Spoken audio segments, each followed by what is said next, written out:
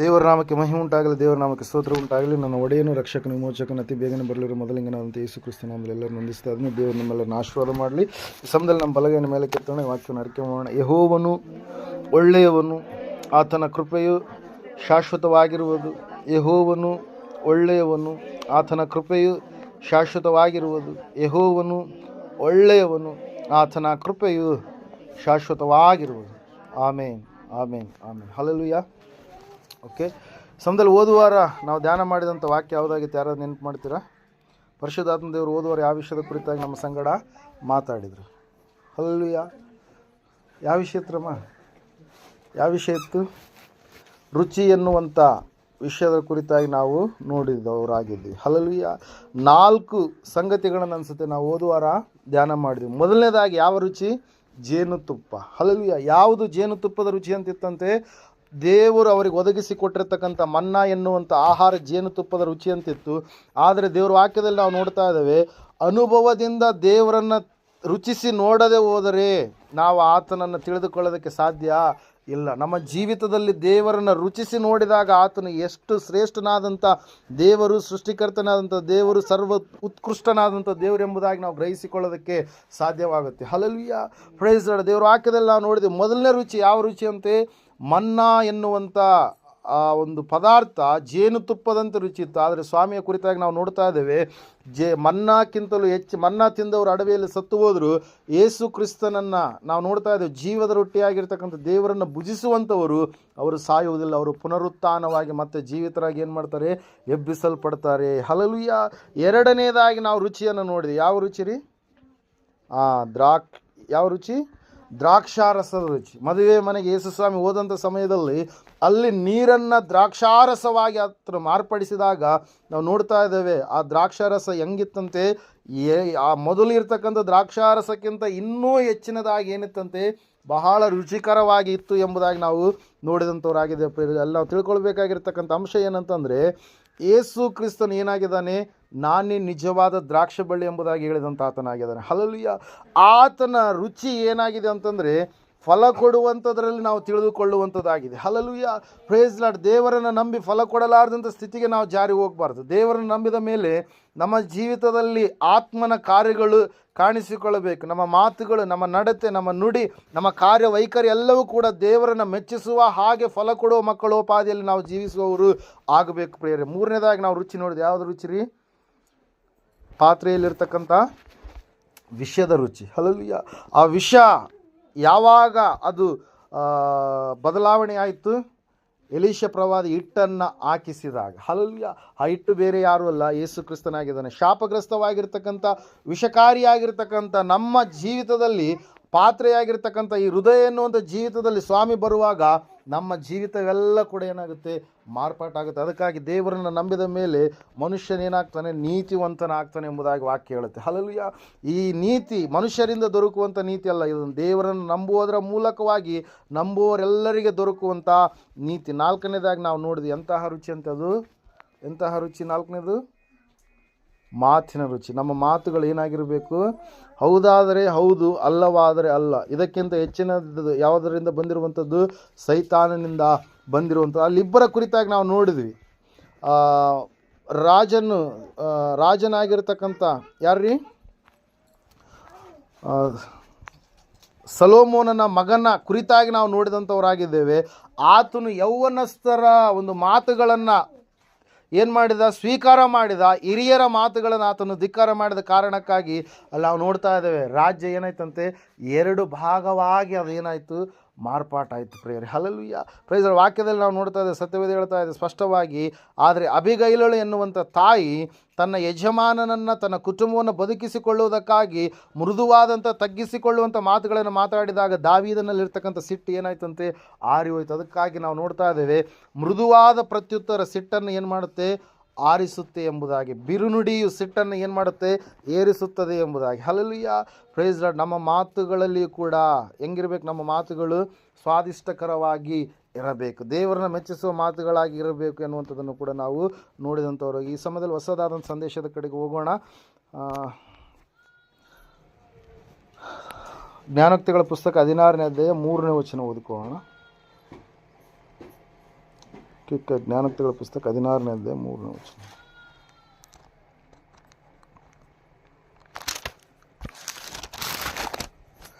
Okay. ನಿನ್ನ ಕಾರ್ಯಭಾರವನ್ನು ಯೆಹೋವನಿಗೆ ವಹಿಸಿದರೆ ನಿನ್ನ ಉದ್ದೇಶಗಳು ಸಫಲವಾಗುವು ಎಂಬುದಾಗಿ. ಹಲ್ಲೆಲೂಯ. ಇವತ್ತಿನ ದಿವಸ ಧ್ಯಾನದ ಅಂಶ ಏನಂದರೆ, ದೇವರು ನಿನ್ನನ್ನು ಸಫಲಪಡಿಸುವಂಥ ದೇವರಾಗಿದ್ದಾನೆ ಎಂಬುದಾಗಿ. ಹಲ್ಲೆಲೂಯ. Praise Lord. ನಿನ್ನ ಉದ್ದೇಶಗಳು ಸಫಲವಾಗಬೇಕಾದರೆ ನೀನು ಯಾವ ಒಂದು ಸಂಗತಿಗಳನ್ನು ಮಾಡಬೇಕಾಗಿದೆ ಎಂಬುದಾಗಿ. ಹಲ್ಲೆಲೂಯ. ಅನೇಕರ ಜೀವಿತದಲ್ಲಿ ಅನೇಕ ಉದ್ದೇಶಗಳ ಕುರಿತಾಗಿ ನಾವು ನೋಡ್ತಾ ಇರ್ತೀವಿ. ದೇವರ ವಾಕ್ಯದಲ್ಲಿ ನಾವು ನೋಡುವಾಗ ಕೀರ್ತನೆಗಳ ಪುಸ್ತಕ 1ನೇ ಕೀರ್ತನೆ 3ನೇ ವಚನದಲ್ಲಿ ಈ ರೀತಿಯಾಗಿ ನಾವು ನೋಡ್ತಾ ಇದ್ದೇವೆ, ಅವನ ಕಾರ್ಯವೆಲ್ಲವೂ, ಅವನ ಕೆಲಸಗಳೆಲ್ಲವೂ ಕೂಡ, ಅವನು ಮಾಡುವಂಥದ್ದೆಲ್ಲವೂ ಕೂಡ ಏನಾಗುತ್ತಂತೆ, ಸಫಲವಾಗುತ್ತೆ ಎಂಬುದಾಗಿ. ಅವನು ಕಾಲುವೆಗಳ ಬಳಿಯಲ್ಲಿ ಬೆಳೆದಿರುವ ಮರದ ಹಾಗೆ ಇರುವನು, ಅವನು ತಕ್ಕ ಕಾಲದಲ್ಲಿ ಫಲ ಕೊಡುವನು ಎಂಬುದಾಗಿ. ಹಲ್ಲೆಲೂಯ. Praise lord. 1ನೇ ಕೀರ್ತನೆ 3ನೇ ವಚನದಲ್ಲಿ ನಾವು ನೋಡ್ತಾ ಇದ್ದೇವೆ. ಅದೇ ಕೀರ್ತನೆಗಳ ಪುಸ್ತಕ 24ರಲ್ಲಿ ನಾವು ನೋಡುವಾಗ, ನಿನ್ನ ಆಲೋಚನೆ, ನಿನ್ನ ಸಂಕಲ್ಪವೆಲ್ಲವನ್ನು ದೇವರು ಏನು ಮಾಡ್ತಾನಂತೆ, ಸಫಲಪಡಿಸುವಂಥ ದೇವರಾಗಿದ್ದಾನೆ. ಹಲ್ಲೆಲೂಯ. ಕೀರ್ತನೆ 21:2ರಲ್ಲಿ ನಾವು ನೋಡುವಾಗ, ನಿನ್ನ ಇಷ್ಟಾರ್ಥವನ್ನು ದೇವರು ಸಫಲಪಡಿಸ್ತಾನೆ ಎಂಬುದಾಗಿ ನಾವು ನೋಡ್ತಾ ಇದ್ದೇವೆ. ಅಷ್ಟು ಮಾತ್ರವಲ್ಲದೆ ಕೀರ್ತನೆ 57:2ರಲ್ಲಿ ನಿನ್ನ ಕಾರ್ಯಗಳನ್ನು ದೇವರು ಏನು ಮಾಡ್ತಾನಂತೆ, ಸಫಲಪಡಿಸ್ತಾನೆ. 64:4ರಲ್ಲಿ ಕೂಡ ನಿನ್ನ ಕಾರ್ಯಗಳನ್ನು ದೇವರು ಏನು ಮಾಡ್ತಾನಂತೆ, ಸಫಲಪಡಿಸುವಂಥ ದೇವರಾಗಿದ್ದಾನೆ. ನೀನು ಮಾಡುವಂಥ ಎಲ್ಲ ಕೆಲಸಗಳನ್ನು ಏಷಯ 26:12ರಲ್ಲಿ ನಾವು ನೋಡ್ತಾ ಇದ್ದೇವೆ. ನಿನ್ನ ಕಾರ್ಯವನ್ನು ಸಿದ್ಧಿಗೆ ತಂದು ನಿನ್ನ ಜೀವಿತದಲ್ಲಿ ಆತನ ಸಫಲವನ್ನು ಒದಗಿಸಿಕೊಡುವಂಥ ದೇವರಾಗಿದ್ದಾನೆ. ಕೀರ್ತನೆಗಳ ಪುಸ್ತಕ 145:9ರಲ್ಲಿ ನಾವು ನೋಡುವಾಗ, ಆತನು ನಿನ್ನ ಕೋರಿಕೆಗಳನ್ನು, ನಿನ್ನ ಬಯಕೆಗಳನ್ನು ಸಫಲಪಡಿಸುವಂಥ ದೇವರಾಗಿದ್ದಾನೆ. ಪ್ರೇರೆಯರು, ದೇವರ ವಾಕ್ಯ ಹೇಳುತ್ತಾ ಇದೆ, ಸತ್ಯವೇದ ಹೇಳುತ್ತಾ ಇದೆ, ಆತನು ನಿನ್ನ ಜೀವಿತದಲ್ಲಿ ಸಫಲತೆಯನ್ನು ಕೊಡಬೇಕಂತೇಳಿ ಇಷ್ಟಪಟ್ಟಂಥ ದೇವರಾಗಿದ್ದಾನೆ. ಹಲ್ಲೆಲೂಯ. ಇವತ್ತಿನ ದಿವಸ ಅನೇಕರ ಜೀವಿತದಲ್ಲಿ ಈ ಒಂದು ಸಫಲಗಳನ್ನು ಕಾಣಲಾರದೆ ಇರೋದಕ್ಕೆ ಕಾರಣ ಏನಂತಂದರೆ, ಅವರು ಕೆಲವೊಂದು ವಿಷಯಗಳಲ್ಲಿ, ಕೆಲವೊಂದು ಸಂಗತಿಗಳಲ್ಲಿ ಹಿಂದಿರುಗಿ ಹೋದಂಥ ಸ್ಥಿತಿಯಲ್ಲಿ ಜೀವಿಸ್ತಾ ಇದ್ದಾರೆ ಪ್ರಿಯರೇ. ಹಲ್ಲೆಲೂಯ. ದೇವರ ವಾಕ್ಯ ಹೇಳುತ್ತೆ, ಸತ್ಯವೇದ ಹೇಳುತ್ತೆ, ಈಗ ನಾನು ಹೇಳಿರ್ತಕ್ಕಂಥ ಈ ವಚನಗಳಲ್ಲೆಲ್ಲದರಲ್ಲಿ ಕೂಡ ಇವರು ಏನು ಮಾಡಿದಾರಂತೆ, ದೇವರನ್ನೇ ಮುಂದಿಟ್ಟು ಜೀವಿಸುವಂಥವರು ಆಗಿದ್ದಾರೆ. ದೇವರ ಮೇಲೆ ತಮ್ಮ ಭಾರವನ್ನು ಹಾಕಿದಂಥವರು ಆಗಿದ್ದಾರೆ. ಓದಿದಂಥ ವೇದ ಭಾಗದಲ್ಲಿ ನಾವು ನೋಡಿದ್ವಿ, ಯೆಹೋವನಿಗೆ ನಿನ್ನ ಕಾರ್ಯಗಳೆಲ್ಲವನ್ನು ನೀನು ವಹಿಸಿದರೆ ಆತ ನಿನ್ನ ಉದ್ದೇಶಗಳನ್ನು ಏನು ಮಾಡ್ತಾನೆ, ಸಫಲಪಡಿಸ್ತಾನೆ ಎಂಬುದಾಗಿ. ಹಲ್ಲೆಲೂಯ. ಅನೇಕರು ನಾವೇನು ಮಾಡ್ತೀವಿ, ನಮ್ಮ ಭಾರವನ್ನು ನಾವೇ ಹೊತ್ತುಕೊಳ್ಳೋದಕ್ಕಾಗಿ ಇಷ್ಟಪಡುವಂಥವರಾಗಿರ್ತೀವಿ. ಎಲ್ಲ ಭಾರ ನಮ್ಮ ಮೇಲೆ ನಾವು ಹಾಕ್ಕೊಳ್ತೀವಿ. ಆ ಚಿಂತೆ ಮಾಡಿ ಮಾಡಿ ಮಾಡಿ, ಸ್ವಾಮಿ ಹೇಳಿದಾಗ, ಒಂದು ಮೊಳ ಉದ್ದ ಯಾರಿಂದಲೂ ಬೆಳೆಯೋದಕ್ಕೆ ಆಗೋದಿಲ್ಲ. ಚಿಂತೆ ಮಾಡಿ ಮಾಡಿ ಏನಾದರೂ ಗಳಿಸೋಕ್ಕಾಗತ್ತಾ? ಏನು ಮಾಡೋಕ್ಕಾಗಲ್ಲ. ಚಿಂತೆ ಮಾಡೋದರಿಂದ ನಾವು ಸೊರಗಿ ಹೋಗ್ತೀವಿ, ಅನಾರೋಗ್ಯಕ್ಕೀಡಾಗ್ತೀವಿ. ಭಯಂಕರವಾದಂಥ ಸ್ಥಿತಿಯ ಕಡೆಗೆ ಆ ಚಿಂತೆ ನಮ್ಮನ್ನು ಏನು ಮಾಡುವಂಥದ್ದಾಗಿದೆ, ನಡೆಸುವಂಥದ್ದಾಗಿದೆ ಪ್ರಿಯರೇ. ಅದಕ್ಕಾಗಿ ಸ್ವಾಮಿಯವರು ಹೇಳ್ತಾ ಇದ್ದಾರೆ, ನೀನು ಚಿಂತಿಸಬೇಡ. ಹಲ್ಲೆಲೂಯ. ವಾಕ್ಯದಲ್ಲಿ ನಾವು ನೋಡ್ತಾ ಇದ್ದೇವೆ, ನಿನ್ನ ಕಾರ್ಯಭಾರಗಳನ್ನೆಲ್ಲ ಯಾರ ಮೇಲೆ ಹಾಕ್ಬೇಕಂತೆ, ದೇವರ ಮೇಲೆ ಹಾಕು. ಹಲ್ಲೆಲೂಯ. Praise Lord. ಯಾರ ಮೇಲೆ ಹಾಕ್ಬೇಕ್ರಿ? ನಿನ್ನ ಕಾರ್ಯವೆಲ್ಲವನ್ನು ದೇವರ ಮೇಲೆ, ಯೆಹೋವನ ಮೇಲೆ ನೀನು ಹಾಕುವುದೇ ಆದರೆ ಆತ ನಿನ್ನ ಎಲ್ಲ ಉದ್ದೇಶಗಳನ್ನು ಏನು ಮಾಡ್ತಾನಂತೆ, ಸಫಲಪಡಿಸ್ತಾನೆ ಪ್ರಿಯರೇ. ಹಲ್ಲೆಲೂಯ. ಒಂದ್ಸರಿ ಆ ವಚನ ಮತ್ತೊಂದು ಸಾರಿ ಓದ್ಕೊಳ್ಳೋಣ. ಓದ್ರಿ. 16:3.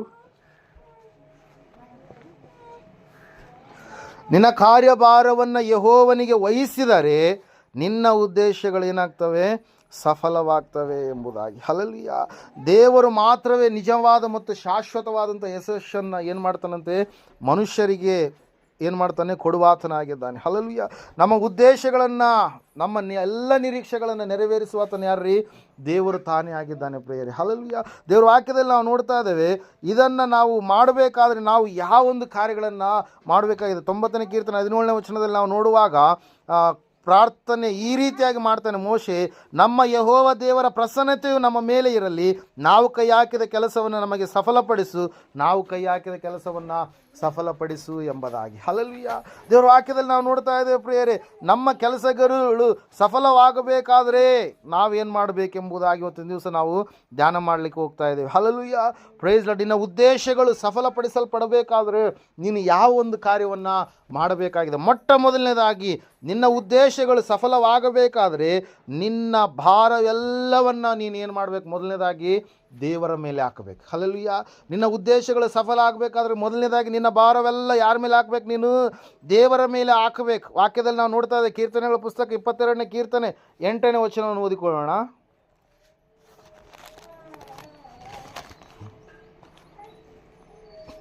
ಯೆಹೋವನು ತನ್ನನ್ನು ರಕ್ಷಿಸುವನೆಂದು ಆತನಲ್ಲಿ ಭರವಸವಿಟ್ಟಿದ್ದಾನಲ್ಲ, ಆತನು ಇವನನ್ನು ಮೆಚ್ಚಿದ್ದಾದರೆ ರಕ್ಷಿಸಲಿ ಎಂದು ಹೇಳುತ್ತಾರೆ ಎಂಬುದಾಗಿ. ಹಲ್ಲೆಲೂಯಾ.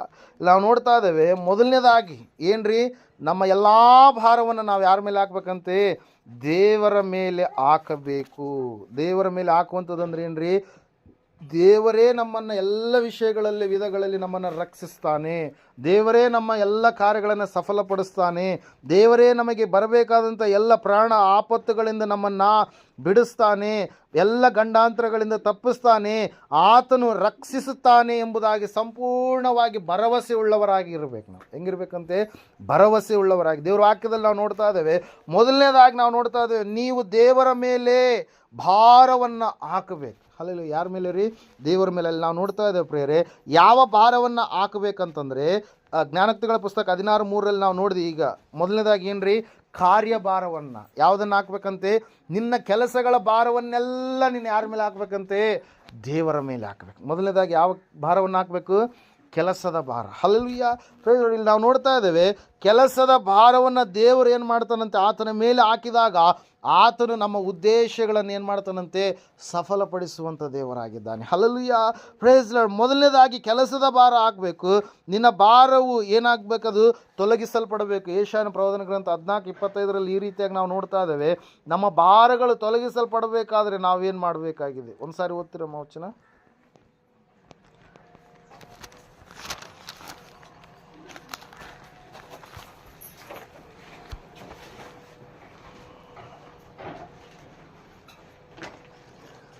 ಅಶ್ಶೂರ್ಯರನ್ನು ನನ್ನ ದೇಶದಲ್ಲಿ ಮುರಿದು ನನ್ನ ಬೆಟ್ಟಗಳ ಮೇಲೆ ತುಳಿದು ಬಿಡುವೆನು.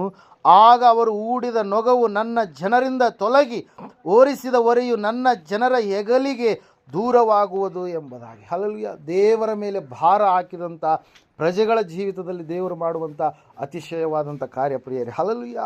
Price Lord. ದೇವರು ಹೇಳ್ತಾ ಇದ್ದಾನೆ, ನಾನು ಸಂಕಲ್ಪಿಸಿದ್ದೇ ನೆರವೇರಿಸುವನು, ಉದ್ದೇಶಿಸಿದ್ದನ್ನೇ ನಾನು ನಿಲ್ಲಿಸುವುದು ಖಂಡಿತ ಎಂಬುದಾಗಿ. ಹಲ್ಲೆಲೂಯಾ. ನನ್ನ ಜನರ ಮೇಲೆ, ನನ್ನ ಮಕ್ಕಳ ಮೇಲೆ ಆ ಶತ್ರುವಿನ ಸೈನ್ಯ ಹಾಕಿರ್ತಕ್ಕಂಥ ನೊಗವನ್ನು, ಭಾರವನ್ನು ನಾನೇನು ಮಾಡ್ತೀನಿ? ತೊಲಗಿಸ್ತೀನಿ ಎಂಬುದಾಗಿ. ಅದಕ್ಕಾಗಿ ದೇವ್ರ ವಾಕ್ಯದಲ್ಲಿ ನಾವು ನೋಡ್ತಾ ಇದ್ದೀವಿ, ಯೇಸು ಸ್ವಾಮಿ ಕರೆ ಕೊಟ್ಟರು ಪ್ರಿಯರು ಏನೆಂಬುದಾಗಿ 11:28 ಮತ್ತಾಯನ ಬರೆದ ಸುವಾರ್ತೆಯಲ್ಲಿ ನಾವು ನೋಡ್ತಾ ಇದ್ದೇವೆ, ಎಲೈ ಕಷ್ಟಪಡುವವರೇ, ಹೊರೆ ಹೊತ್ತವರೇ, ನೀವೆಲ್ಲರೂ ನನ್ನ ಬಳಿಗೆ ಬನ್ನಿರಿ, ನಾನು ನಿಮಗೆ ವಿಶ್ರಾಂತಿಯನ್ನು ಕೊಡುತ್ತೇನೆ ಎಂಬುದಾಗಿ. ಹಲ್ಲೆಲೂಯಾ. Praise Lord. ನೋಡ್ರಿ, ದೇವರು ಎಷ್ಟು ಸುಲಭವಾಗಿ ಹೇಳಿದ್ದಾನೆ, ಆದರೆ ನಾವು ಅದನ್ನು ಏನು ಮಾಡ್ತೀವಿ? ಕ್ಲಿಷ್ಟಕರವಾಗಿ ಮಾಡ್ತೀವಿ, ಕಷ್ಟ ಎಂಬುದಾಗಿ ಎಣಿಸ್ತಾ ಇದ್ದೀವಿ. ಆತನ ಬಳಿಗೆ ಬರ್ರಿ, ನನ್ನ ಬಳಿಗೆ ಬಂದರೆ ನಾನು ನಿಮ್ಮ ಜೀವಿತದಲ್ಲಿ ಬಿಡುಗಡೆಯನ್ನು ಕೊಡ್ತೀನಿ, ನಿಮ್ಮ ಭಾರವನ್ನು, ಸಂಕಟವನ್ನು ಎಲ್ಲವನ್ನು ನಾನು ಒತ್ತು ತೀರಿಸ್ತೀನಿ ಎಂಬುದಾಗಿ ದೇವರು ನಮ್ಮನ್ನು ಕರಿತಾ ಇದ್ರೆ ನಾವೇನು ಮಾಡ್ತಾ ಇದ್ದೀವಿ ರೀ? ನಾವು ನಮ್ಮದನ್ನು ನಾವೇ ಒತ್ತುಕೊಂಡು ನಾವೇ ಏನು ಮಾಡ್ತಾ ಇದ್ದೀವಿ? ಚಿಂತಿಸುವಂಥವರಾಗಿದ್ದೇವೆ ಪ್ರಿಯರೇ. ಅದಕ್ಕಾಗಿ ದೇವರು ವಾಕ್ಯ ಹೇಳ್ತಾ, ಸತ್ಯವೇದ ಹೇಳ್ತಾ ಇದೆ, ನಿನ್ನ ಉದ್ದೇಶಗಳು ಸಫಲವಾಗಬೇಕಾದರೆ ಇವತ್ತಿನ ದಿವಸ ನಿನ್ನ ಭಾರವನ್ನೆಲ್ಲ ಯಾರ ಮೇಲೆ ಹಾಕಬೇಕು? ನೀನು ದೇವರ ಮೇಲೆ ಹಾಕಬೇಕು. ಹಲ್ಲೆಲೂಯಾ. ಮೊದಲನೇದಾಗಿ ನಾವು ನೋಡ್ತಾ ಇದ್ದೇವೆ, ನಿನ್ನ ಉದ್ದೇಶಗಳು ದೇವರ ಮೇಲೆ ಹಾಕುವಂಥದ್ದು ಅಂತಂದ್ರೆ ಏನ್ರಿ? ದೇವರ ಮೇಲೆ ಸಂಪೂರ್ಣ ಭರವಸೆಯಿಂದ, ನಂಬಿಕೆಯಿಂದ ನೀನು ಜೀವಿಸುವಂಥದ್ದಾಗಿದೆ ಪ್ರಿಯರೇ. ಹಲ್ಲೆಲೂಯಾ. ಕೀರ್ತನೆ 68:19 ನಾವು ನೋಡುವಾಗ, ಯೆಹೋವನ ಮೇಲೆ ನಿನ್ನ ಚಿಂತಾಭಾರವನ್ನು ಹಾಕು, ಆತನು ನಿನಗಾಗಿ ಚಿಂತಿಸುವನು. ಅನುದಿನವೂ ನಮ್ಮ ಭಾರವನ್ನು ಹೊರುವಂಥ ಕರ್ತನಿಗೆ ಏನಾಗಲಿ ಅಂತ ಹೇಳುತ್ತೆ ವಾಕ್ಯ, ಸ್ತೋತ್ರವಾಗಲಿ ಎಂಬುದಾಗಿ. ಹಲ್ಲೆಲೂಯಾ. Praise lord. ಅನುದಿನವೂ ನಮ್ಮ ಭಾರವನ್ನು ಹೊರುವಂಥ ಕರ್ತನು ಇದ್ದಾನೆ ನಮಗೆ. ಹಲ್ಲೆಲೂಯಾ. ನಮಗೋಸ್ಕರವಾಗಿ ಚಿಂತಿಸುವಾತನಿದ್ದಾನೆ, ನಮಗೋಸ್ಕರವಾಗಿ ಬಿಡಿಸುವಾತನಿದ್ದಾನೆ, ನಮ್ಮನ್ನು ಕರೆದುಕೊಂಡು ನಡೆಸುವಾತನಿದ್ದಾನೆ, ನಮ್ಮನ್ನು ಎಲ್ಲ ವಿಷಯದಲ್ಲಿ ನೋಡಿಕೊಳ್ಳುವಾತನು ಇದ್ದಾನೆ. ಆತನ ಹೆಸರು ನಮ್ಮನ್ನು ನೋಡುವಂಥ ಎಲ್ರೋಹಿಯಾಗಿದ್ದಾನೆ. ಆತನು ನಮ್ಮನ್ನು ಕಾಯುವಂಥ ಕುರುಬನು. ಆತನು ಏನಂತ ಹೇಳ್ತಾ ಇದೆ? ಯೆಹೋವ ರೂಹ ಆಗಿದ್ದಾನೆ.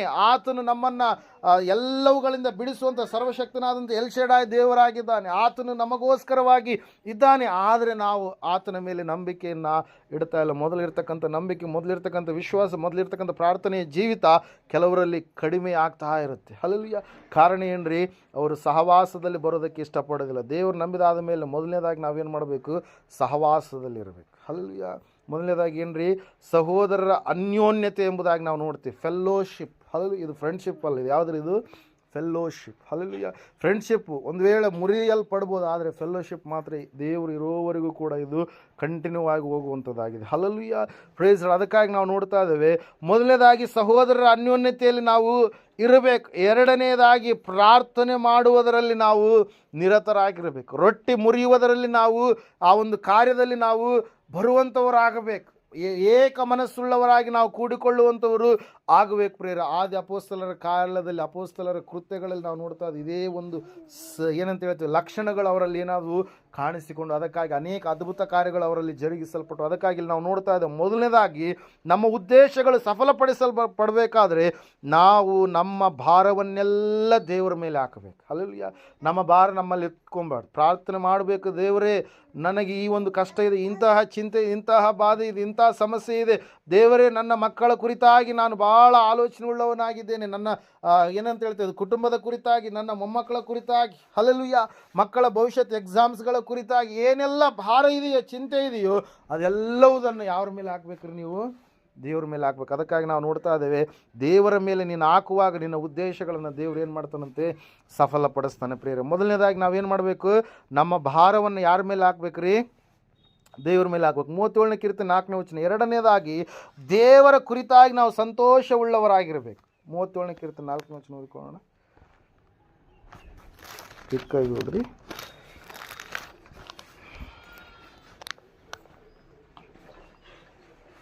ಆಗ ಯೆಹೋವನಲ್ಲಿ ಸಂತೋಷಿಸುವಿ ಮತ್ತು ಆತನು ನಿನ್ನ ಇಷ್ಟಾರ್ಥಗಳನ್ನು ನೆರವೇರಿಸುವನು. ನಿನ್ನ ಭೂಯಾತ್ರೆಯ ಚಿಂತೆಯನ್ನು ಯೆಹೋವನಿಗೆ ವಹಿಸಿಬಿಟ್ಟು ಭರವಸೆಯಿಂದ ಇರು, ಆತನೇ ಅದನ್ನು ಸಾಗಿಸುವನೆಂಬುದಾಗಿ. ಹಲ್ಲೆಲೂಯಾ. ಎರಡನೇದಾಗಿ ನಾವು ನೋಡ್ತಾ ಇದ್ದೇವೆ, ಮೊದಲನೇದಾಗಿ ದೇವರ ಮೇಲೆ ನಮ್ಮ ಚಿಂತೆ ಭಾರವನ್ನು ಹಾಕಬೇಕು. ಎರಡನೇದಾಗಿ ಚಿಂತೆ ಭಾರ ಹಾಕಿದ ಮೇಲೆ ನಾವು ಸಂತೋಷವುಳ್ಳವರಾಗಿರಬೇಕು. ಹಲ್ಲೆಲೂಯಾ. ಹನ್ನಳು ದೇವರ ಆಲಯಕ್ಕೆ ಬಂದು ಪ್ರಾರ್ಥನೆ ಮಾಡ್ತಾ ಇರಬೇಕಾದ್ರೆ ಆಕೆ ತನ್ನ ದುಃಖವನ್ನೆಲ್ಲ ದೇವರ ಮುಂದೆ ಆಕೆ ಏನು ಮಾಡ್ತಾ ಇದ್ದಾಳೆ? ಹೇಳಿಕೊಳ್ತಾ ಇದ್ದಾಳೆ. ದುಃಖವೆಲ್ಲ ಹೇಳಿಕೊಂಡಿದ್ದಾದ ಮೇಲೆ ಆಕೆಗೆ ಒಂದು ಏಲಿ ಪ್ರವಾದಿಯ ಮೂಲಕವಾಗಿ ಒಂದು ಮಾತು ಬಂದಂಥ ಸಮಯದಲ್ಲಿ ಆಕೆ ಎದ್ದು ಏನು ಮಾಡ್ತಾ ಇದ್ದಾಳ್ರಿ? ತೆರಳುತ್ತಾ ಇದ್ದಾರೆ. ಆಕೆಯಲ್ಲಿರ್ತಕ್ಕಂಥ ದುಃಖ, ಆಕೆ ದೇವರ ಮೇಲೆ ಎಲ್ಲ ತನ್ನ ಕಷ್ಟವನ್ನು ಹೇಳಿಕೊಂಡಿದ್ದಾದ ಮೇಲೆ ಆಕೆಯ ಮುಖದಲ್ಲಿ ಮತ್ತೆ ದುಃಖ ಕಾಣಿಸಲಿಲ್ಲ ಅಂತೇಳಿ ಹೇಳುತ್ತೆ ವಾಕ್ಯ. ಹಲ್ಲೆಲೂಯಾ. ಆಕೆ ಸಂತೋಷ ಭರಿತಳಾಗಿದ್ದಾಳೆ, ಆಕೆ ಆನಂದ ಭರಿತಳಾಗಿದ್ದಾಳೆ. ಅದಕ್ಕಾಗಿ ಆಕೆಯ ಜೀವಿತದಲ್ಲಿ ನಾವು ನೋಡ್ತಾ ಇದ್ದೇವೆ ಆಕೆ ಇಷ್ಟಾರ್ಥವನ್ನೆಲ್ಲ ದೇವರು ಏನು ಮಾಡಿದ? ಆಕೆಯ ಜೀವಿತದಲ್ಲಿ ನೆರವೇರಿಸಿದ ಪ್ರೇಯರ್. ಹಲ್ಲೆಲೂಯಾ. ಮೊದಲನೇದಾಗಿ ನಾವು ದೇವರ ಮೇಲೆ ನಮ್ಮ ಭಾರವನ್ನು ಹಾಕುವವರಾಗಬೇಕು. ಎರಡನೇದಾಗಿ ನಾವು ದೇವರಲ್ಲಿ ಏನು ಮಾಡಬೇಕಂತೆ? ಸಂತೋಷಿಸುವವರಾಗಬೇಕು. ಇಲ್ಲಿ ವಾಕ್ಯ ಹೇಳ್ತಾ ಇದೆ, ಯೆಹೋವನಲ್ಲಿ ನೀನು ಸಂತೋಷಿಸುವುದೇ ಆದರೆ ಆತನು ನಿನ್ನ ಇಷ್ಟಾರ್ಥಗಳನ್ನು ಏನು ಮಾಡ್ತಾನಂತೆ? ನೆರವೇರಿಸ್ತಾನೆ. ನಿನ್ನ ಚಿಂತೆಯನ್ನೆಲ್ಲ ಆತನಿಗೆ ನೀನು ವಹಿಸಿಬಿಟ್ರೆ ನೀನು ಭರವಸೆಯಿಂದ ಇರುವ ಹಾಗೆ ಮಾಡಿ ಆತನೇ ಅದನ್ನು ಸಾಗಿಸುವಂಥ ದೇವರಾಗಿದ್ದಾನೆ ಪ್ರೇಯರ್. ಅದಕ್ಕಾಗಿ ನಾವು ನೋಡ್ತಾ ಇದ್ದೇವೆ ಎರಡನೇದಾಗಿ ದೇವರವನ್ನು ಕುರಿತಾಗಿ ನಾವು ಸಂತೋಷವುಳ್ಳವರಾಗಿ ಇರಬೇಕಾಗಿದೆ. ಹಲ್ಲೆಲೂಯಾ. ಯೆಶಾಯನ ಪ್ರವಾದನ ಗ್ರಂಥ 65:18 ವಚನದಲ್ಲಿ ನಾವು ನೋಡ್ತಾ ಇದ್ದೇವೆ, ನೀವು ಯಾವಾಗಲೂ ಆನಂದಿಸುವವರಾಗಿ ಇರಬೇಕೆಂಬುದಾಗಿ. ಫಿಲಿಪ್ಪಿಯರಿಗೆ ಬರೆದ ಪತ್ರಿಕೆ 3ನೇ ಅಧ್ಯಾಯ 1 ಮತ್ತು 4ನೇ ವಚನಗಳಲ್ಲಿ ನಾವು ನೋಡುವಾಗ ಕ್ರಿಸ್ತನಲ್ಲಿ ನಾವು ಆನಂದಿಸುವವರಾಗಿರಬೇಕು. ದೇವರಲ್ಲಿ ಆನಂದಿಸುವವರಾಗಿ ನಾವು ಇರಬೇಕು. ಸಿನಿಮಾಗಳಲ್ಲಿ, ಸೀರಿಯಲ್ಗಳಲ್ಲಿ, ಮೊಬೈಲ್ಗಳಲ್ಲಿ ಬರುವಂಥ ಶಾರ್ಟ್ಸ್ಗಳಲ್ಲಿ ಮತ್ತು ರೀಲ್ಸ್ಗಳು ಅವು ಇವು ಎಲ್ಲ ಬಂದಿದ್ದಾವಲ್ಲ, ಉತ್ಸಾಹಕಾರಗಳೆಲ್ಲವು, ಇವಾಗ ಅವುಗಳಲ್ಲಿ ಆನಂದಿಸುವವರಾಗಬಾರ್ದು. ಹಲ್ಲೆಲೂಯಾ. ಆ ಆನಂದ ಸ್ವಲ್ಪ ಮಾತ್ರ ನಮಗೆ ಸಂತೋಷವನ್ನು ಕೊಟ್ಟರೂ ಕೂಡ ಆ ಆನಂದ ಆಮೇಲೆ ನಮ್ಮನ್ನು ದಾರಿ ತಪ್ಪಿಸುತ್ತೆ, ಕೆಟ್ಟ ಮಾರ್ಗದ ಕಡೆಗೆ ನಮ್ಮನ್ನು ನಡೆಸುವಂಥದ್ದಾಗಿರುತ್ತೆ ಪ್ರಿಯರೇ. ಅದಕ್ಕಾಗಿ ನಾವು ನೋಡ್ತಾ ಇದ್ದೇವೆ, ಸತ್ಯವೇದ ಹೇಳ್ತಾ ಇದೆ ಸ್ಪಷ್ಟವಾಗಿ, ನಾವು ದೇವರಲ್ಲಿ ಆನಂದಿಸುವಾಗ ದೇವರು ನಮ್ಮ ಎಲ್ಲ ಕಾರ್ಯಗಳನ್ನು ಏನು ಮಾಡ್ತಾನಂತ? ಆತ ಸಫಲಪಡಿಸ್ತಾನೆ. ನಿನ್ನ ಇಷ್ಟಾರ್ಥಗಳೆಲ್ಲವನ್ನ ದೇವರು ಏನು ಮಾಡ್ತಾನಂತೆ? ನೆರವೇರಿಸ್ತಾನೆ. ದೇವ್ರ ವಾಕ್ಯದಲ್ಲಿ ನಾವು ನೋಡ್ತಾ ಇದ್ದೇವೆ ಪ್ರಿಯರೇ. ಕೀರ್ತನೆಗಳ ಪುಸ್ತಕ 92ನೇ ಕೀರ್ತನೆ 4ನೇ ವಚನದಲ್ಲಿ ನಾವು ನೋಡುವಾಗ ಸತ್ಯವೇದ ಈ ರೀತಿಯಾಗಿ ಹೇಳುತ್ತೆ. 92ನೇ ಕೀರ್ತನೆ 4ನೇ ವಚನ ಓದಿಕೊಳ್ಳೋಣ ಸರಿ.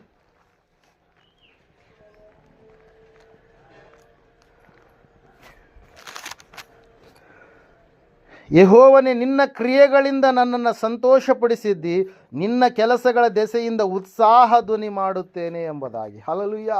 Price Lord. ನೋಡ್ರಿ, ನಾವು ನೋಡ್ತಾ ಇದ್ದೀವಿ ಏನಂತ ಹೇಳಿ, ದೇವರ ಕ್ರಿಯೆಗಳು ನಾವು ಸಂತೋಷದಿಂದ ಇರುವ ಹಾಗೆ ನಮ್ಮ ಜೀವಿತದಲ್ಲಿ ಕಾರ್ಯವನ್ನು ಮಾಡುತ್ತೆ ಪ್ರಿಯರೇ. ಹಲ್ಲೆಲೂಯಾ. ದೇವರ ಕೆಲಸಗಳ ದೆಸೆಯಿಂದ ನಮ್ಮಲ್ಲಿ ಉತ್ಸಾಹ ಧ್ವನಿ ಎನ್ನುವಂಥದ್ದು ಬರುವುದಕ್ಕೆ ಪ್ರಾರಂಭವಾಗುತ್ತೆ. ನಾವು ಅಂದುಕೊಂಡಿರ್ತೀವಿ ಒಂದು, ಆದರೆ ದೇವರು ಅದನ್ನು ತದ್ವಿರುದ್ಧವಾಗಿ ಮಾಡಿರ್ತಾನೆ. ಹಲ್ಲೆಲೂಯಾ. Praise Lord. ನಾವು ಅಂದುಕೊಂಡಿರ್ತೀವಿ ಇದರ ಮೂಲಕವಾಗಿ ನಮ್ಮ ಜೀವಿತದಲ್ಲಿ ಎಂತಹ ಒಂದು ಕಷ್ಟ ಬರಲಿಕ್ಕಿದೆ ಅಂತೇಳಿ, ಆದರೆ ವಾಕ್ಯ ಹೇಳುತ್ತೆ, ಸತ್ಯವೇದ ಹೇಳುತ್ತೆ, ಕಷ್ಟ ಅಲ್ಲ, ಆ ಕಷ್ಟದ ಭಾರವನ್ನೆಲ್ಲ ನಾನೇನು ಮಾಡಿದ್ದೇನೆ, ಒತ್ತುಕೊಂಡಿದ್ದೇನೆ, ನಾನು ಭರಿಸಿದ್ದೇನೆ. ನೀನು ನನ್ನ ಮಗನು, ನೀನು ನನ್ನ ಮಗಳು, ನೀನು ನಿನ್ನ ಎಲ್ಲ ಭಾರವನ್ನು ನನ್ನ ಮೇಲೆ ಹಾಕಿದಾಗ ನಾನು ನಿನಗೋಸ್ಕರವಾಗಿ ಚಿಂತಿಸ್ತೇನೆ, ನಾನು ನಿನಗೋಸ್ಕರವಾಗಿ ಇರುವಾತನಾಗಿದ್ದೇನೆ ಎಂಬುದಾಗಿ ದೇವರ ವಾಕ್ಯ ನಮಗೆ ಸತ್ಯವೇದ ಸ್ಪಷ್ಟವಾಗಿ ತಿಳಿಸ್ತಾ ಇದೆ. ಪ್ರಿಯರೇ, ನಿನ್ನ ಕಾರ್ಯಗಳಿಂದ ನನಗೆ ಏನಾಗ್ತಾ ಇದಂತೆ, ಸಂತೋಷವಾಗ್ತಾ ಇದೆ ಎಂಬುದಾಗಿ. ಅದೇ ರೀತಿಯಾಗಿ 14ನೇ ಅಧ್ಯಾಯ ಜ್ಞಾನೋಕ್ತಿಗಳ ಪುಸ್ತಕ 10ನೇ ವಚನದಲ್ಲಿ ಕೂಡ ಅದರ ಕುರಿತಾಗಿಯೇ ನಾವು ಏನು ಮಾಡ್ತಾ ಇದ್ದೇವೆ, ನೋಡುವಂಥವರಾಗಿದ್ದೇವೆ. ಪ್ರಿಯರೇ, ಹಲ್ಲೆಲೂಯಾ, ಪ್ರೈಸ್ ಲಾರ್ಡ್. ದೇವರ ನಾಮಕ್ಕೆ ಮಹಿಮೆ ಉಂಟಾಗಲಿ. ಒಂದು ಸಾರಿ ನೋಡೋಣ ವಚನ. ಪ್ರತಿಯೊಬ್ಬನು ತನ್ನ ಹೃದಯದ ವ್ಯಾಕುಲವನ್ನು ತಾನು ಗ್ರಹಿಸಿಕೊಳ್ಳುವನು, ಅವನ ಆನಂದದಲ್ಲಿಯೂ ಯಾರೂ ಪಾಲುಗಾರರಾಗುವುದಿಲ್ಲ ಎಂಬುದಾಗಿ. ಹಲ್ಲೆಲೂಯಾ. ಯಥಾರ್ಥವಂತರಲ್ಲಿ ದೇವರ ಏನಿರುತ್ತಂತೆ, ದಯೆ ಇರುತ್ತೆ ಎಂಬುದಾಗಿ. ಪ್ರಿಯರೇ, ಹಲ್ಲೆಲೂಯಾ. ಯಥಾರ್ಥವಂತರಲ್ಲಿ ದೇವರ ದಯೆ ಇರುವ ಕಾರಣಕ್ಕಾಗಿ ತನ್ನ ವ್ಯಾಕುಲವನ್ನು, ಹೃದಯದ ವ್ಯಾಕುಲವನ್ನು ಗ್ರಹಿಸಿಕೊಂಡು ಆನಂದದ ಉಳ್ಳವನಾಗಿ ಆ ವ್ಯಕ್ತಿ ಏನು ಮಾಡ್ತಾ ಇದ್ದಾನೆ, ಜೀವಿಸುವವನಾಗಿರ್ತಾನೆ. ಯಾಕಂದರೆ ಅವನು ತನ್ನ ಭಾರವನ್ನೆಲ್ಲ ಯಾರ ಮೇಲೆ ಹಾಕಿದಾನ್ರಿ, ದೇವರ ಮೇಲೆ ಹಾಕಿದ್ದಾನೆ. ತನ್ನ ಕೆಲಸ ದೇವರ ಮೇಲೆ ಹಾಕಿದ ಮೇಲೆ ಅವನು ಏನಾಗಿದ್ದಾನೆ, ಸಂಪೂರ್ಣವಾಗಿ ಸಮಾಧಾನದಿಂದಿದ್ದಾನೆ, ಸಂತೋಷದಿಂದ ಇದ್ದಾನೆ. ಯಾಕಂದರೆ ನನ್ನ ದೇವರು ನನ್ನ ಉದ್ದೇಶಗಳನ್ನು ಏನು ಮಾಡ್ತಾನಂತೆ, ಸಫಲಪಡಿಸ್ತಾನೆ. ನನ್ನ ದೇವರು ನನಗೆ ವಿಮೋಚನೆಯನ್ನು ಒದಗಿಸಿಕೊಡ್ತಾನೆ ಎನ್ನುವಂಥ ಉದ್ದೇಶದಿಂದ. ಪ್ರಿಯರು, ಮೂರನೇದಾಗಿ ನಾವು ನೋಡ್ತಾ ಇದ್ದೇವೆ, ಮೊದಲನೇದಾಗಿ ದೇವರು ನಮ್ಮ ಉದ್ದೇಶಗಳನ್ನು ಸಫಲಪಡಿಸಬೇಕಾದ್ರೆ ನಾವು ಆತನ ಮೇಲೆ ಭಾರವನ್ನು ಹಾಕಬೇಕು. ಎರಡನೆಯದಾಗಿ ಭಾರ ಹಾಕಿದ ಮೇಲೆ ನಾವು ಸಂತೋಷವುಳ್ಳವರಾಗಿರಬೇಕು. ಸಪ್ಪೆ ಮುಖವುಳ್ಳವರಾಗಿ ದುಃಖಕ್ರಾಂತರಾಗಿ ನಾವು ಇರಬಾರ್ದು. ನಮ್ಮ ಭಾರವನ್ನು ದೇವರು ಏನು ಮಾಡ್ತಾನೆ, ಒತ್ತುಕೊಂಡಿದ್ದಾನೆ, ನಮ್ಮ ಉದ್ದೇಶಗಳನ್ನು ಖಂಡಿತವಾಗಿ ಸಫಲಪಡಿಸ್ತಾನೆ ಎನ್ನುವಂಥ ರೀತಿಯಲ್ಲಿ ಜೀವಿಸುವಂಥವ್ರು ನಾವು ಆಗಿರ್ಬೇಕು. ಮೂರನೇದಾಗಿ ನಾವು ನೋಡ್ತಾ ಇದ್ದೇವೆ, ಕೀರ್ತನೆಗಳ ಪುಸ್ತಕ 37ನೇ ಕೀರ್ತನೆ 5ನೇ ವಚನದಲ್ಲಿ ನಾವು ನೋಡ್ತಾ ಇದ್ದೇವೆ, ನಿನ್ನ ಮಾರ್ಗಗಳನ್ನೆಲ್ಲ ದೇವರಿಗೆ ನೀನೇನು ಮಾಡಬೇಕು, ಒಪ್ಪಿಸಿಕೊಡುವಂಥ ವ್ಯಕ್ತಿಯಾಗಿರ್ಬೇಕು. ಈಗಾಗಲೇ ನಾವು ನೋಡಿದೆ, ನಿನ್ನ ಭೂಯಾತ್ರೆಯ ಚಿಂತೆಯನ್ನು ಯೆಹೋವನಿಗೆ ಒಪ್ಪಿಸಿಕೊಟ್ಟು ನೀನು ಹೆಂಗಿರ್ಬೇಕಂತೆ, ಭರವಸೆಯಿಂದ ಇರಬೇಕು. ಹಲ್ಲೆಲೂಯಾ. ಭರವಸೆ, ಗ್ಯಾರಂಟಿ ಅಂತ ಹೇಳ್ತೀವಿ ನಾವು. ಹಲ್ಲೆಲೂಯಾ ನಾವು ಯೂಸ್ ಮಾಡ್ತೀವಿ. ಏನಂತ ಹೇಳ್ರಿ, ಗ್ಯಾರಂಟಿಯಾಗಿ ಕೆಲಸ ಆಗುತ್ತಾ? ಹಲ್ಲೆಲೂಯಾ. ಅವ್ರು ಹೇಳ್ತಾರೆ ಏನೋ ಗ್ಯಾರಂಟಿಯಾಗಿ ಆಗುತ್ತೆ. ಹಲ್ಲೆಲೂಯಾ. ಮನುಷ್ಯರ ಮಾತುಗಳು ಏನಾಗ್ತವೆ ರೀ, ಗ್ಯಾರಂಟಿ ಜಾಸ್ತಿ ಇರಲ್ಲ.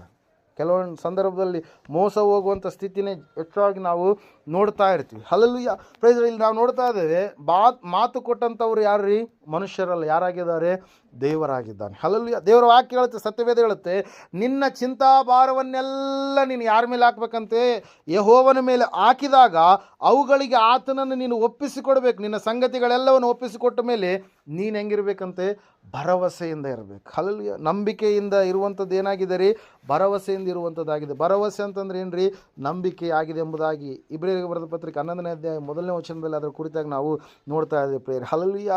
ಮೊದಲನೇದಾಗಿ ನಾವು ನೋಡೋಣ ಈ ಸಮಯದಲ್ಲಿ ಯಾವ ವಿಷಯಗಳಲ್ಲಿ ನಾವು ಭರವಸೆಯಿಂದ ಇರಬೇಕು.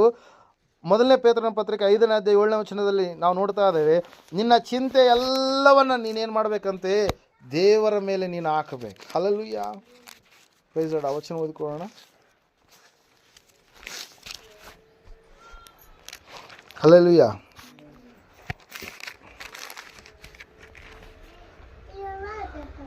ನಿಮ್ಮ ಚಿಂತೆಯನ್ನೆಲ್ಲ ಆತನ ಮೇಲೆ ಹಾಕಿರಿ, ಆತನು ನಿಮಗೋಸ್ಕರ ಚಿಂತಿಸುತ್ತಾನೆ ಎಂಬುದಾಗಿ. ಹಲ್ಲೆಲೂಯಾ.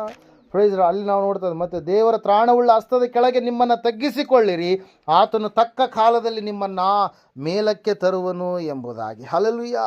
Praise Lord.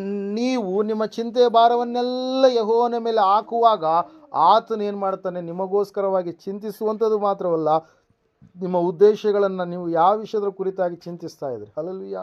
ನೀವು ಮಕ್ಕಳ ಎಕ್ಸಾಮ್ ಇರುತ್ತೆ, ನನ್ನ ಮಗ ಎಕ್ಸಾಮ್ ಪಾಸ್ ಆಗ್ತಾನೋ ಇಲ್ಲೋ, ನನ್ನ ಮಗಳ ಎಕ್ಸಾಮ್ ಪಾಸ್ ಆಗ್ತಾಳೋ ಇಲ್ಲ. ಹಲ್ಲೆಲೂಯಾ. ಅದು ಒಂದು ಚಿಂತೆ, ಅದು ಹಂಗೆ ಇರುತ್ತೆ.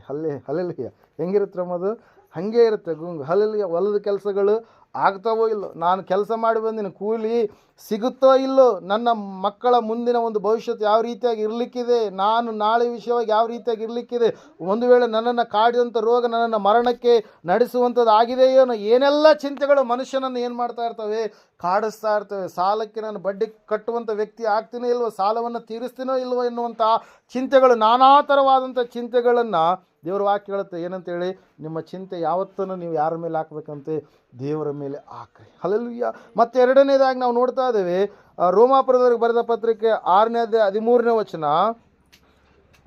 ರೋಮಾಪುರದವರಿಗೆ ಬರೆದ ಪತ್ರಿಕೆ 6ನೇ ಅಧ್ಯಾಯ 13ನೇ ವಚನದಲ್ಲಿ ನಾವು ನೋಡುವಾಗ ಸತ್ಯವೇದ ಈ ರೀತಿಯಾಗಿ ಹೇಳುತ್ತೆ, ಇದು ಮಾತ್ರವಲ್ಲದೆ ನಿಮ್ಮ ಅಂಗಗಳನ್ನು ಪಾಪಕ್ಕೆ ಒಪ್ಪಿಸುವವರಾಗಿದ್ದು ಸತ್ವವನ್ನು ನಡೆಸುವ ಸಾಧನಗಳಾಗ ಮಾಡಬೇಡಿರಿ, ಆದರೆ ಸತ್ತವರೊಳಗಿಂದ ಜೀವಿತರಾಗಿರಲಾಗಿ ನಿಮ್ಮನ್ನು ದೇವರಿಗೆ ಒಪ್ಪಿಸಿಕೊಟ್ಟು ನಿಮ್ಮ ಅಂಗಗಳನ್ನು ನೀತಿ ಕೃತ್ಯಗಳನ್ನು ನಡೆಸುವ ಸಾಧನಗಳನ್ನಾಗಿ ಸಮರ್ಪಿಸಿರಿ ಎಂಬುದಾಗಿ. ಹಲ್ಲೆಲೂಯಾ. ಎರಡನೇದಾಗಿ ನಾವು ಯಾವ ವಿಷಯಗಳನ್ನು ನಾವು ಒಪ್ಪಿಸಿಕೊಡ್ಬೇಕಾಗಿದೆ? ಚಿಂತೆಯನ್ನು ದೇವರಿಗೆ ಒಪ್ಪಿಸಿಕೊಂಡು ಭರವಸೆಯಿಂದ ಇರಬೇಕು. ಎರಡನೇದಾಗಿ ನಾವು ನೋಡ್ತಾ ಇದ್ದೇವೆ, ನಮ್ಮ ಅಂಗಾಂಗಗಳನ್ನು ನಾವು ಪಾಪಕ್ಕೆ ಪ್ರೇರೇಪಿಸಲ್ಪಡುವಂಥ ಸ್ಥಿತಿಯ ಕಡೆಗೆ ನಾವು ಒಪ್ಪಿಸಬಾರ್ದು. ಹಲ್ಲೆಲೂಯಾ. Praise Lord. ನಾವು ನೋಡ್ತಾ ಇದ್ದೇವೆ ಪ್ರಿಯರೇ, ಕೆಲವೊಬ್ಬರಿಗೆ ಭಾಳ ಕೆಮ್ಮಾಗ್ತಾ ಇರುತ್ತೆ, ಕಫ ಆಗ್ತಾ ಇರುತ್ತೆ, ಅದು ಕೆಲವೊಂದು ಏನಂತ ಹೇಳ್ತಾರೆ ರೋಗಗಳು ಅಟ್ಯಾಕ್ ಆಗ್ತಾ ಇರ್ತವೆ. ಹಲ್ಲೆಲೂಯಾ.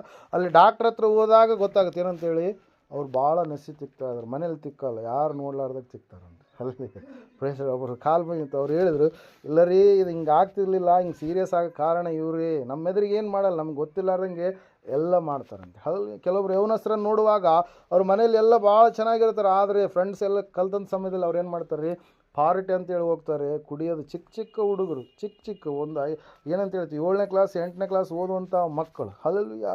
ಏನಂತ ಹೇಳಿ ಸುಟ್ಟ ಹೋಗಿರ್ತಕ್ಕಂಥವು ಏನಂತಾರೆ ರೀ, ಸಿಗರೇಟ್ಗಳು ಬೀಡಿಗಳನ್ನ ಏನು ಮಾಡ್ತಾರೆ, ಸೇದುತ್ತಾರೆ ಪ್ರಿಯರೇ. ಹಲ್ಲೆಲೂಯಾ. ಕೆಲವೊಂದು ಕಡೆಗೆ ಹೋದಾಗ ಭಾಳ ದುಃಖ ಅನಿಸುತ್ತೆ. ಹಲ್ಲೆಲೂಯಾ.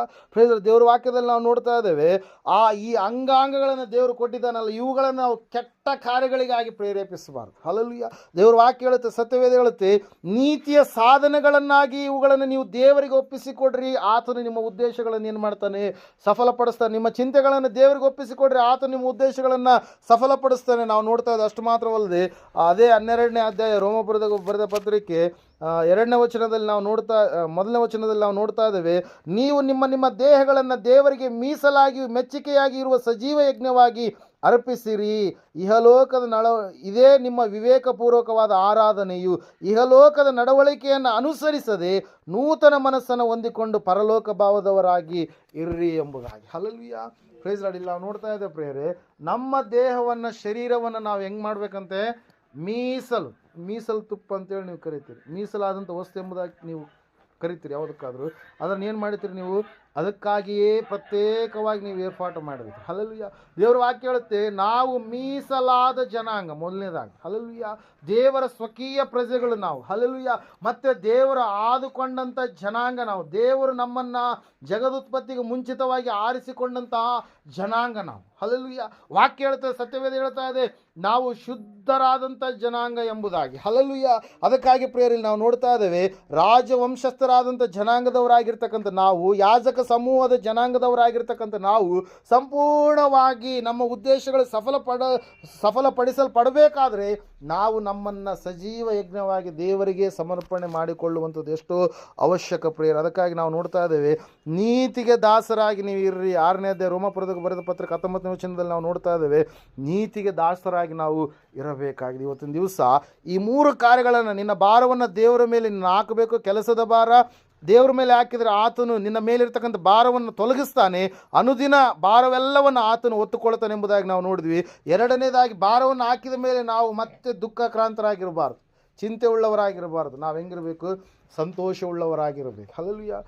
ದಾವೀದನಿಗೆ ಸಂಕಟ ಸಮಸ್ಯೆ ಬಂದಾಗ ಆತನ ದೇವರ ಮುಂದೆ ಹೇಳಿಕೊಂಡಂಥ ಸಮಯದಲ್ಲಿ ಆತನು ಮತ್ತೆ ಪುನಃ ಅದರ ಕುರಿತಾಗಿ ಚಿಂತಿಸಲಿಲ್ಲ. ದೇವರಿಂದ ಒಂದು ವಾಕ್ಯ ಬಂತು, ಅದನ್ನೇ ಅನುಸರಿಸಿ ನಡೆದ. ದೇವರು ಅದ್ಭುತವಾಗಿ ಆತನಿಗೆ ಏನು ಮಾಡಿದ್ನರಿ, ಜಯ ಕೊಟ್ಟ ಪ್ರಿಯರೇ. ಹಲ್ಲೆಲೂಯಾ.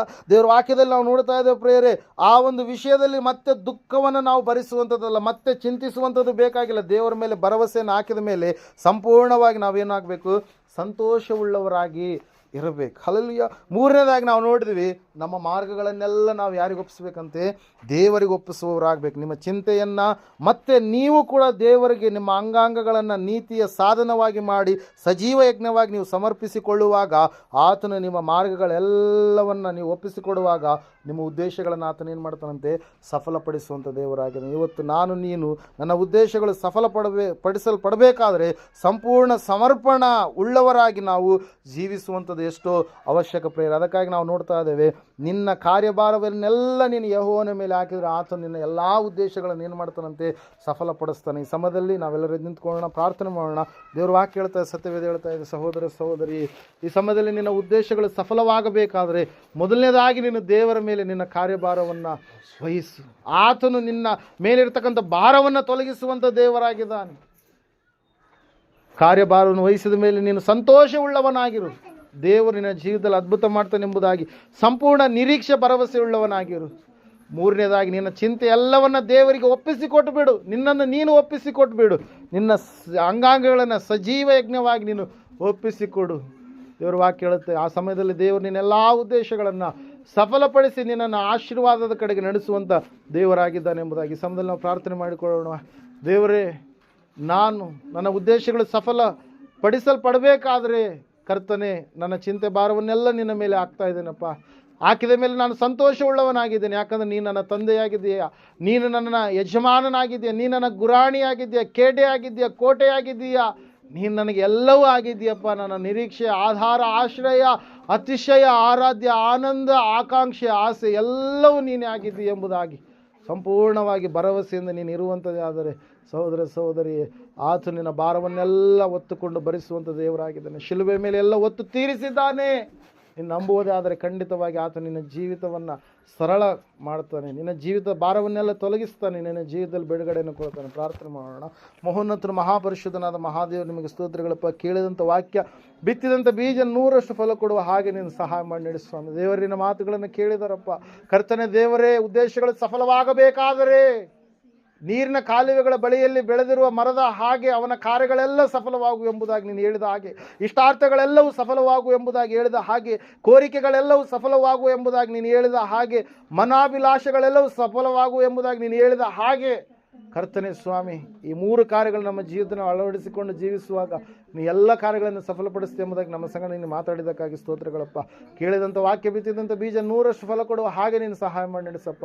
ಹೌದು ಕರ್ತನೆ, ನಿನ್ನಲ್ಲೇ ಸಂತೋಷಿಸುವ ಮಕ್ಕಳಾಗುವಂತೆ ಸಹಾಯ ಮಾಡಿ ನಡೆಸು. ನಿನ್ನ ಆಜ್ಞೆಗಳಲ್ಲಿಯೇ ಸಂತೋಷ ಉಳ್ಳ ಮಕ್ಕಳಾಗುವಂತೆ ಸಹಾಯ ಮಾಡಿ ನಡೆಸು. ಆಜ್ಞೆಗಳನ್ನು ಹಿಂಬಾಲಿಸಿ ನಡೆಯುವ ಮಕ್ಕಳಾಗುವಂತೆ ಕಾರ್ಯ ಜರುಗಿಸಪ್ಪ. ದೇವರೇ, ನೀನು ತಾನೇ ಸಹಾಯ ಒದಗಿಸಿಕೊಟ್ಟು ನಡೆಸಿ, ನಿನ್ನ ಚಿತ್ತವನ್ನು ನೆರವೇರಿಸಿ ನಡೆಸಿ ಮಹಿಮೆ ಹೊಂದುತ್ತಾ ಬರಬೇಕೆಂಬುದಾಗಿ ಕೂಡಿದ ಬಂದಿರತಕ್ಕಂಥ ಎಲ್ಲ ಸ್ವಾಮಿ ಕರ್ತನ ಆತ್ಮಿಕ ಮಕ್ಕಳೆಲ್ಲ ನಿನ್ನ ಕರಗಳಲ್ಲಿ ಒಪ್ಪಿಸಿಕೊಡುತ್ತಾ, ಇವರ ಕುಟುಂಬದಲ್ಲಿರ್ತಕ್ಕಂಥ ಪ್ರತಿಯೊಂದು ಕಷ್ಟಗಳು, ನೋವುಗಳು, ಬಾಧೆಗಳು, ಅವಮಾನಗಳು, ಭಯಂಕರವಾದಂಥ ಪರಿಸ್ಥಿತಿಗಳನ್ನು ನೀನು ತಾರುಮಾರು ಮಾಡಿ ಕೊರತೆಗಳೆಲ್ಲ ನೀಗಿಸಿ ಸ್ವಾಮಿ, ಸೋಲುಗಳೆಲ್ಲ ಜಯವಾಗಿ ಮಾರ್ಪಡಿಸಿ ಬೇಕಾಗಿರುವಂಥದ್ದೆಲ್ಲವನ್ನು ಒದಗಿಸಿಕೊಟ್ಟು ಇವರ ಜೀವಿತದಲ್ಲಿ ಎಲ್ಲ ಕಾರ್ಯಗಳನ್ನು ಜಯಪ್ರದಗೊಳಿಸಿ ನಡೆಸಿ ಮಹಿಮಂತ ಬರಬೇಕೆಂಬುದಾಗಿ ಅತಿ ಬೇಗನೆ ಬರಲಿರುವ ಯೇಸು ಕ್ರಿಸ್ತನ ನಾಮದಲ್ಲಿ ಪ್ರಾರ್ಥಿಸಿ ಬೇಡ ಅರ್ಪಿಸಿ ಹೊಂದಿದ್ದೇವೆ ಪರಮ ತಂದೆಯೇ, ಆಮೆನ್.